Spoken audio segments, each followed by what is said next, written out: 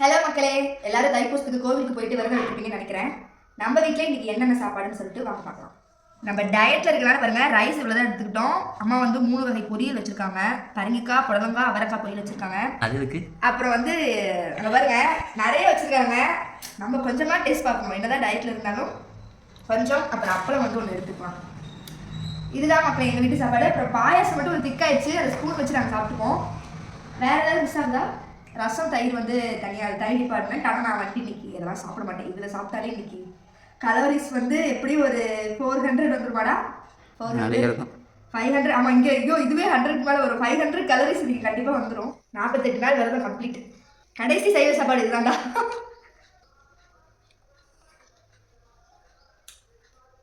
வெறும் சாப்பாடு தான். Bye, மக்களே. Keep smiling.